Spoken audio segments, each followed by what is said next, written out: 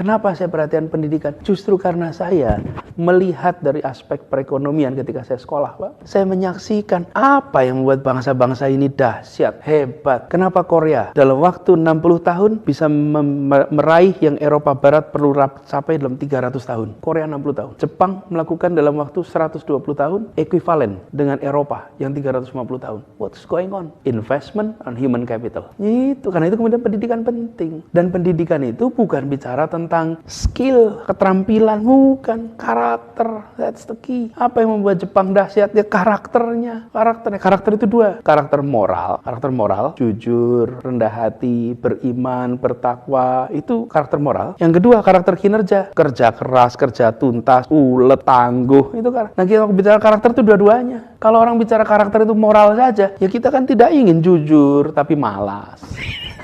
Iya, tapi juga kita tidak mau pekerja keras tapi culas. Tidak, karakter itu dua itu. Dan pendidikan adalah penumbuhan potensi karakter itu. Dan bangsa-bangsa yang dahsyat ini, lihat Singapura. Lihat, bukan kekayaan uangnya, tapi kekayaan pada manusianya. Dan saya tidak ingin menggunakan istilah human resource atau human capital.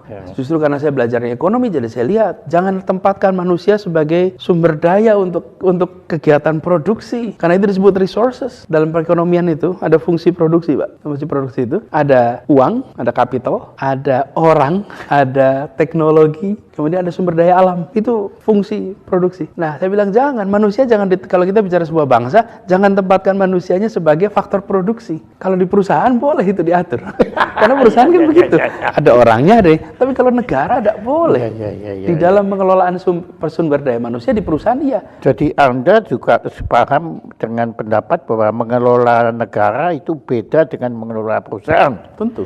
Ya. Karena itulah di dalam sebuah negara ini seperti ini. Makanya kenapa saya bicara fokus waktu itu dorong pendidikan. Justru karena background saya bicara perekonomian, saya menyaksikan Republik ini kalau mau maju, maka human capital harus dikembangkan.